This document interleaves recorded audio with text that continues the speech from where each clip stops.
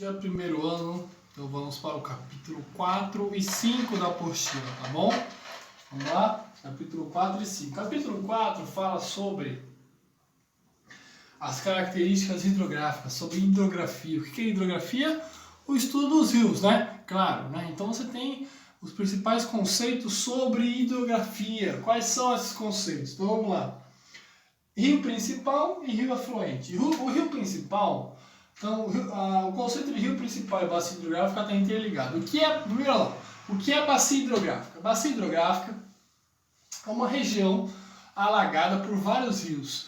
E essa região depende biologicamente, geomorfologicamente, das águas dessa região. Então, os rios dessa região são fundamentais para que o ecossistema sobreviva.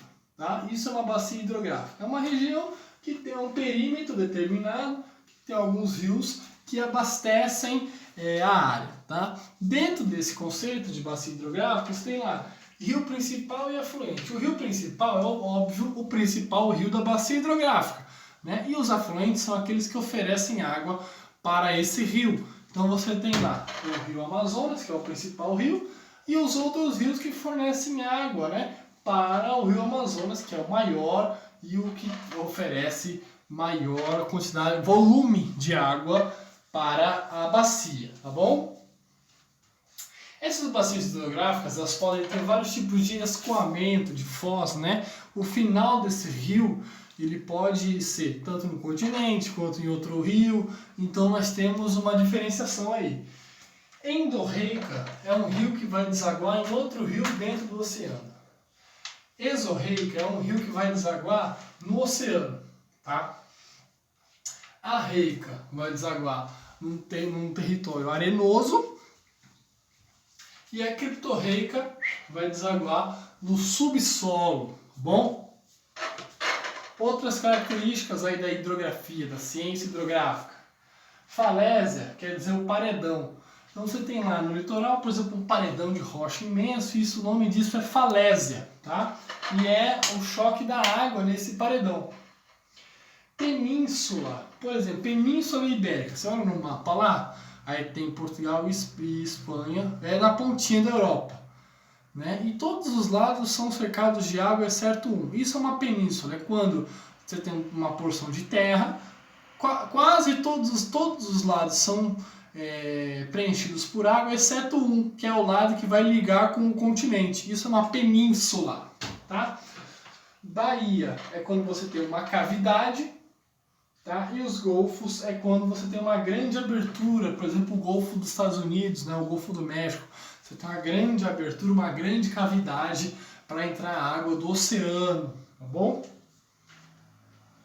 E o capítulo 5, ele fala sobre as bacias hidrográficas brasileiras, né? Então nós já sabemos que uma bacia hidrográfica é uma região que é alimentada por um rio principal e seus afluentes. E quais são essas bacias no Brasil?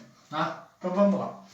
Temos a bacia amazônica, que tem o rio Amazonas e os seus afluentes, tá bom? Então você tem o rio Amazonas e os seus afluentes lá, o rio principal é o rio Amazonas, e os afluentes são os rios que fornecem água ao rio Amazonas, que é a maior bacia hidrográfica do planeta, tá? Bacia do Tocantins-Araguaia, que vai alimentar aqui a região de fronteiriça entre o norte e o nordeste. Você tem a bacia do Paraíba, obviamente, Paraíba, né? Sem grandes explicações, porque não são bacias tão importantes.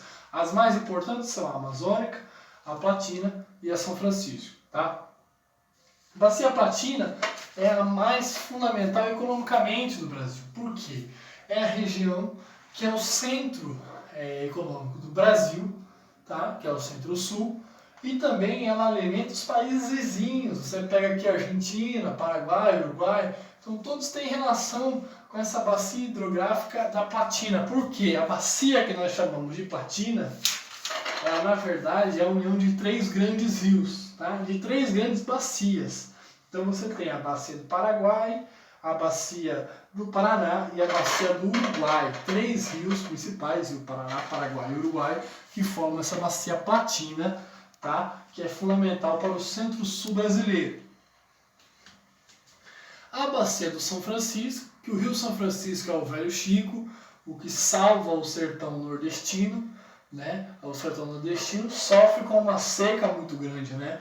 E o Rio São Francisco é, muitas das vezes, a única saída para o sertão, para alimentar o sertão nordestino, tá? Então, o Velho Chico, que é o Rio São Francisco, é conhecido por alimentar o sertão, por manter milhares de pessoas o acesso à água, né? Então, tentar os projetos de mudança do seu percurso para trazer mais água para mais pessoas, né?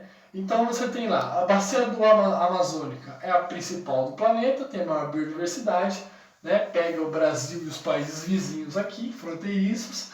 A Platina é a mais importante economicamente. A bacia do São Francisco é importante porque alimenta o sertão.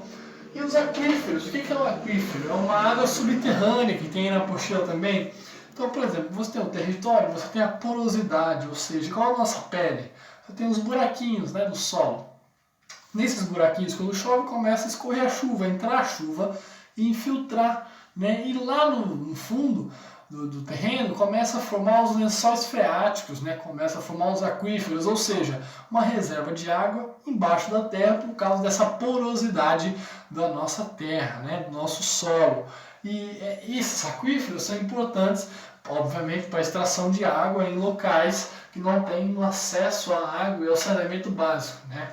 Então nós temos aí o aquífero Guarani e o Alter do Chão. O aquífero Guarani é o principal do Brasil e o Alter do Chão é o que tem mais capacidade, mas ainda não é tão utilizado por se encontrar na região amazônica, tá bom? As dúvidas e mais explicações eu dou lá no botão de dúvidas.